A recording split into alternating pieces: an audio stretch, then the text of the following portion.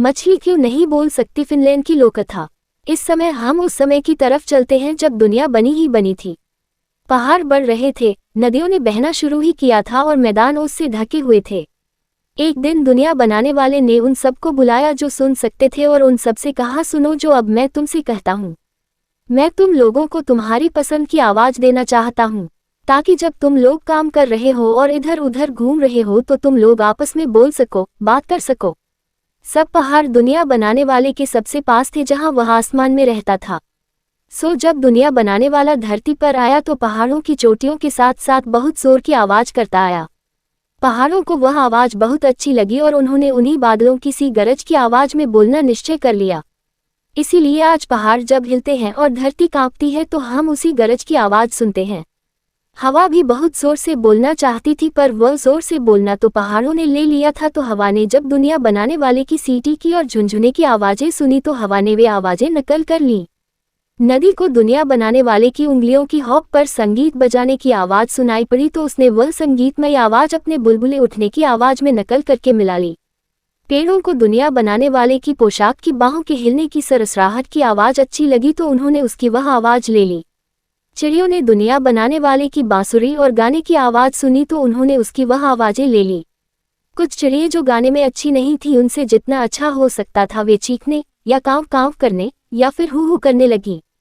जो जीव जमीन पर रहते थे उन्होंने दूसरे किस्म की आवाजें बनानी सीख ली। कोई भौंकता था तो कोई म्याऊं बोलता था, कोई फुसफुसाता था तो कोई गुर्राता था, कोई बा बोलता था तो कोई कुहुकता था, कोई चिल्लाता था तो कोई गुनगुनाता था।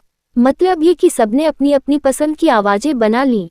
इन सब में आदमी सबसे ज्यादा होशियार निकला। वह इन सारी आवाजों को मिलाकर बोल सकता था। वह न केवल जानवरों की आवाजों की नकल भी कर सकता था बल्कि वह अपनी अलग से भी आवाज बना सकता था। आदमी ने इसे बात करने का नाम दिया। वह सोचता था कि केवल वह ही बात कर सकता है, पर वह ये भूल गया कि जानवर उसकी तरह से तो बात नहीं कर सकते थे, पर उनका बात करने का अपना तरीका है। दुनिया बनाने वाला सबको आवाज देकर बहुत खुश था, पर समुद्र के जीव आवाज नहीं पा सके क्योंकि सारी किस्म की मछलियां पानी के अंदर थीं, इसलिए उनको यही पता नहीं चला कि उनके ऊपर धरती और आसमान में क्या हो रहा है। उन्होंने पहाड़ों को गिरते हुए देखा और उनके हिलने को महसूस किया। उन्होंने हवा को तेज भागते हुए देखा, पर वे उसकी सीटी की और झुनझुने की आवाज नहीं सुन पाईं। उन्होंने चिड़ियों को और दूसरे जानवरों को अपना मुंह खोलते और बंद करते हुए तो देखा तो, पर उनकी चहचहाहट और गाना और वे आपस में क्या कह सुन रहे हैं यह नहीं सुन पाईं। वे अपना सिर पानी के ऊपर निकाल कर सुन सकती थी और यह जान सकती थी कि बाहर क्या हो रहा है, पर वे सब डरी हुई थी, इसलिए वे पानी के अंदर ही रहीं और बस अपने मुंह को खोलती और बंद करती रही, पर बोलना नहीं सीख सकी। कुछ लोग इस कहानी को यही खत्म कर देते हैं और कहते हैं कि इसी वजह से मछली बात नहीं कर सकती।